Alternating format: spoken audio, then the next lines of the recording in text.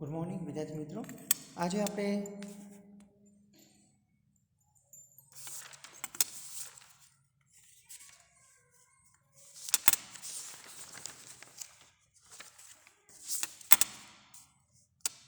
Unit 5 એમાં read 2 unit 5માં read 2 આપણે કાવ્ય છે એ પહેલાં આપણે જોઈએ. નો મેન આર ફોરેજન એનો મતલબ થશે કોઈ માણસ પરદેશી નથી.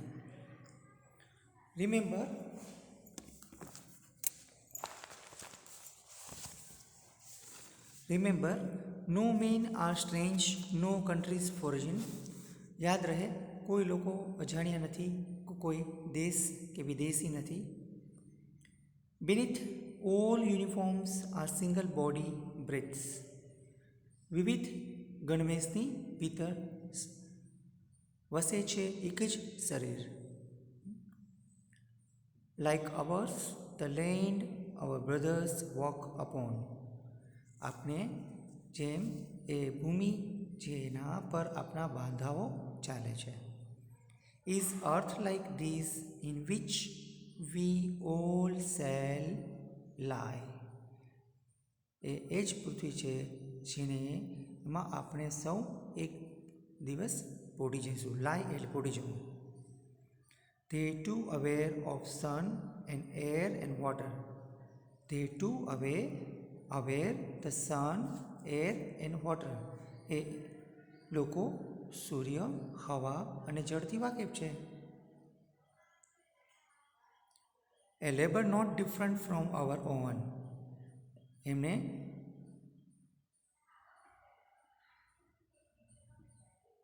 their hands are ours and in the lines we read. એમનો a field of peaceful harvest by war's long winter stay. એમને પોષણ થાય સત્તાદાયક ફસલથી યુદ્ધ સર્જિત તીવ્ર અછતતાની શીતકાલથી. Their hands are ours and their hands lies we read. A labor not different from our. તેમના હાથ નથી ભિન્ન આપણાથી તેનાથી.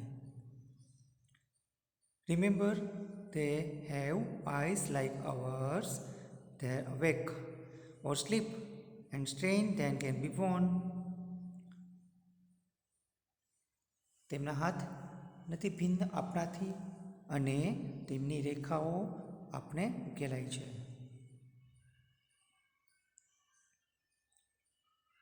By love in every land is common life that all can recognize, understand.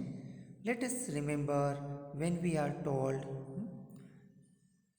એટલે કહે છે કે તેમના હાથ નથી ભિન્ન આપણાથી અને તેમની રેખાઓ આપણે ઉકેલાય છે. એક એવો શ્રમ જે નથી જુદો આપણા શ્રમ થકી. યાદ રહે તેમની આંખો આપણા જેવી જ છે જે જાગે છે.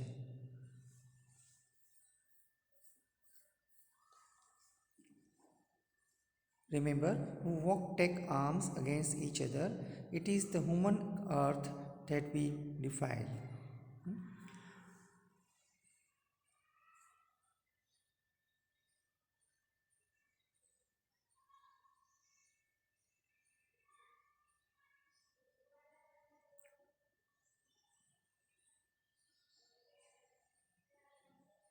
Our health. યાદ રહે તેની આંખો આપણા જેવી જ અલગ છે, જેવી જ છે જે લાગે છે કે સૂવે છે પણ પ્રેમથી જીતી શકાતું સામર્થ્ય છે. દરેક ભૂમિ એક જ સમાન જીવ જેનાથી બધા વાકેફ છે અને સમજે છે. આપણે યાદ રાખીએ જ્યારે જ્યારે આપણે કહેવાય છે કે આપણા જ ભાઈઓ ધિક્કારો ત્યારે આપણે જ તેનો પ્રતિકાર કરવો પડશે.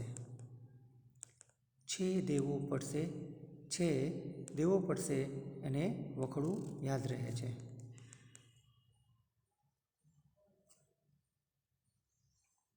Remember we want arms against each other. યાદ રહે અન્યોની સામે હથિયાર ઉગામનારા એ આપણા જ છે. It is the human earth that we are defiled. જે એ આપણે જ આપણા માનવ ધરતી છે. Our hells of fire and dust overtake the innocent. પ્રદૂષિત છે એ અગ્નિઝાળ ધૂળથી ભરાયેલા આપણા. Of air that is everywhere own. સર્વવ્યાપી નિર્દોષતાની આપણી પોતાની એક અંતિમ અતિક્રમી ઝાડ છે. Remember, no men are foreign, no countries are strange. યાદ રહે, કોઈ માનવ વિદેશી નથી કે કોઈ દેશ પરાયો નથી. હવે ત્યાર પછી આપણે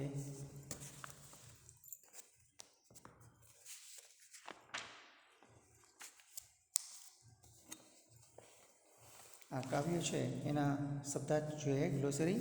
યુનિફોર્મ્સ એટલે ડિફરન્ટ કાઇન્ડ્સ ઓફ ક્લોથ્સ, વિવિધ પ્રકારના ગણવેશો.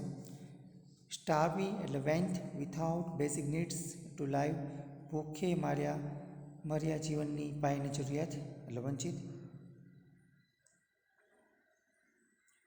હવે આગળ ત્યાર પછીની આપણે કોમ્પ્રિહેન્શન એક્સરસાઇઝ પેજ નંબર 53 ઉપર જોઈએ. C21. Here are some words, phrases expressing oneness, એકલતાનું હોય ત્યારે, and words harming oneness, HO. Expressing oneness આપણે અહીંયા શોર્ટ ફોર્મમાં EO લખશું અને હાર્મિંગ વનનેસમાં આપણે HO લખશું. નંબર 1, સિંગલ બોડી એટલે એક વ્યક્તિનું શરીર, એમાં આપણે એક્સપ્રેસિંગ વનનેસ EO લખશું. આર્મ્સ અગેન્સ્ટ ઈચ અધર, એમાં આપણે HO લખશું. નોટ ડિફરન્ટ ફોર્મ્સ, એમાં આપણે EO લખશું. Hills of fire, HO. Everywhere our own, EO. Our brothers, EO. પછી સામેની સાઈડમાં no men are strangers, HO. Hate our brothers, HO. Eyes like ours, EO. No mens are foreigns, HEO. હવે વિદ્યાર્થી મિત્રો, ત્યાર પછીની જે એક્સરસાઇઝ છે એ આપણે જોઈએ. પેજ નંબર 54 ઉપર exercise page number 54, words and ફ્રેસીસ.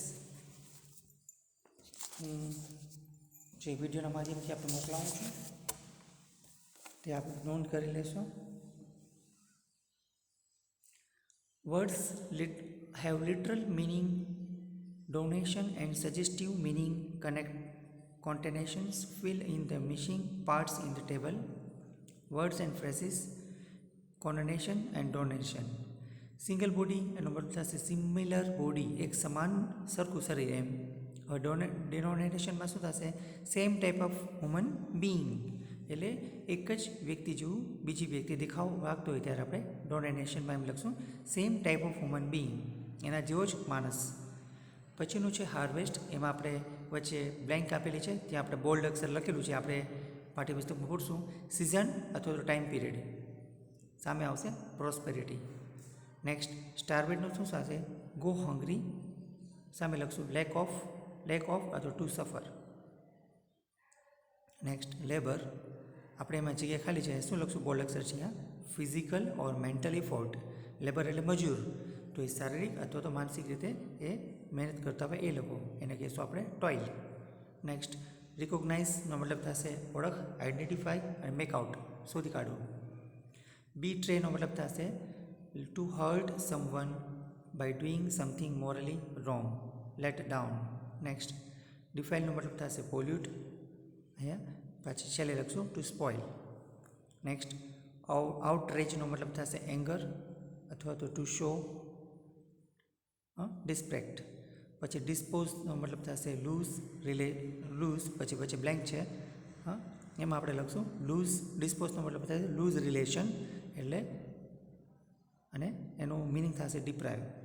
કોન્ડેમનો મતલબ થશે કેન્સ્યોર અને ક્રિટિસાઇઝ. હવે આપણે આગળની એક્સરસાઇઝ જોઈએ. C23, write whether there is statement sentence true or false. નીચેના વિધાનો સાચા છે કે ખોટા તે આપ લખીને બતાવો. The poem is about universal brotherhood and establish of peace. કાવ્ય છે એ આપણે ભાઈચારા માટે અને શાંતિ માટેની છે. True. We should take arms against each other in times of war. યુદ્ધના સમયે આપણે એકબીજા વિરુદ્ધ લડવું જોઈએ. No. False. Every land is strange and it is difficulty to understand their people. દરેક જો ભૂમિ છે એ પરિચિત નથી, તો આપણે એને સમજવા માટે લોકોને સમજવા માટે સમય લાગશે. False. The kind of labour people do various forms of countries and to country. False. We can achieve strange by means of love and understanding. True. When a war breaks out between nations, it is our mother earth that we pollute. True. હવે ત્યાર પછી વિદ્યાર્થી મિત્રો આપણે exercise C2-4 છે એ પ્રશ્નોના જવાબની છે, જે હું આપને વિડીયોના માધ્યમથી મોકલાવું છું. How does A poet suggest that all the people on the earth are the same. કે કવિ કેવી રીતે સૂચન કરે છે કે પૃથ્વી પરના દરેક લોકો એક સમાન છે. હવે એમાં જવાબ જોઈએ આપણે.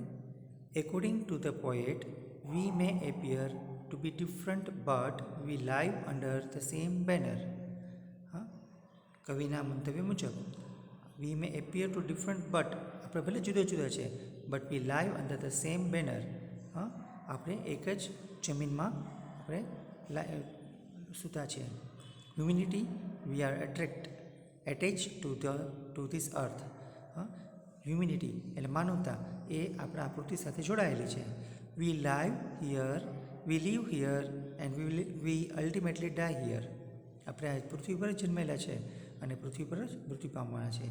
વી all enjoy the same sun, breathe the same air and drink the same water. આપણે બધા એક જ સરખો સૂર્યનો, હવાનો અને પાણીનો આનંદ માણીએ છીએ. હવે ત્યાર પછીનો બીજો પ્રશ્ન છે. Find 5 waves in which all are alike. Pick out the words which convey this. 5 અલગ અલગ રસ્તાઓ છે જે pick out the words શબ્દો શોધી કાઢે and which convey this. The poet says we are all alike. કવિ કહે છે કે આપણે બધા એને પસંદ કરીએ છીએ. No men are strangers. કોઈ પણ માણસ અજાણ્યું નથી. We may appear to different but beneath a diversity a single body breathes. આપણે ભલે અલગ અલગ છીએ પણ ડિફરન્ટ જુદા છીએ, પણ ડાયવર્સિટી એ સિંગલ બોડી, શરીર બધાનું એક જ સમાન છે. શ્વાસ આપણે બધા એક સમાન જ લઈએ છીએ. We all walk upon the same earth. આપણે બધા એક જ પૃથ્વી પર ચાલીએ છીએ. એન્ડ ફાઇનલી અંતમાં on earth and it is that we shall all lie. અને આપણે બધા એક જ પૃથ્વી પર સૂઈએ છીએ. We are all aware of the same sun, air and water. આપણે બધા સૂર્ય, હવા અને પાણીથી પરિચિત છીએ. હવે વિદ્યાર્થી મિત્રો ત્યાર પછીનો ત્રીજો પ્રશ્ન જોઈએ. Whenever we are told to hate our brothers.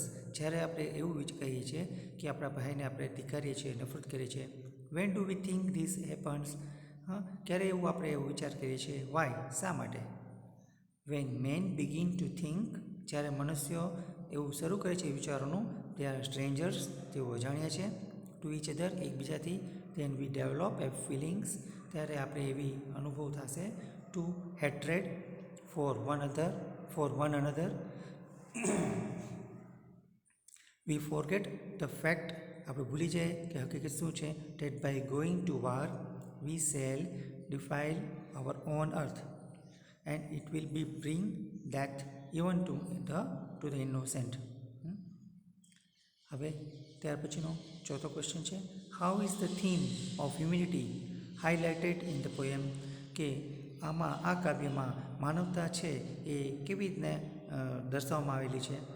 At the outset the poet stress the fact that even in the diversity, we are all alike, breathing.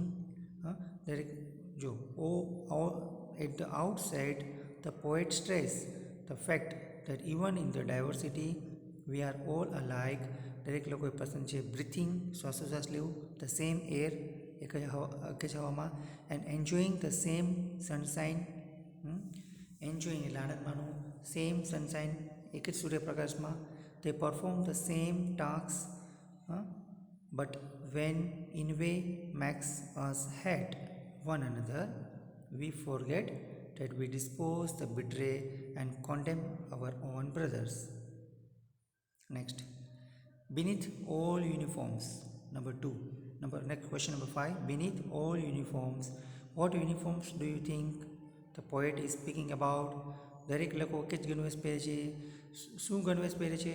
જે લોકો વિચારે છે, કવિ જે વિચારે છે અને કહે છે. When the poet talks about uniform, જ્યારે કવિ એવું બોલે છે about uniform એટલે ગણવેશ વિશે, we refers to diversity of cultures. આપણે સંસ્કૃતિ વિશે ફરીથી એકવાર વિચારીએ છીએ. ધ કાસ્ટ એટલે જાતિ, creed, colours, religion, language et cetera. આપણે જાતિ વિશે, રંગ વિશે, ધર્મ વિશે, ભાષા વિશે વગેરે વિશે આપણે શીખવીએ છીએ. Discrimination is develop amongst people due to the difference. Next question number 6. What is the message of the poem? આ કાવ્યનો શું સંદેશો આપે છે? The message of the poem gives a strong message that humanity is the need of the hour. કહે છે કે કાવ્ય એ આપણને સંદેશો આપે છે કે માનવતા એ આપણી જરૂરિયાત છે. બરાબર? We are all connected one another. આપણે બધા એકબીજાથી સંમત છે, એકબીજા સાથે સંકળાયેલા છે.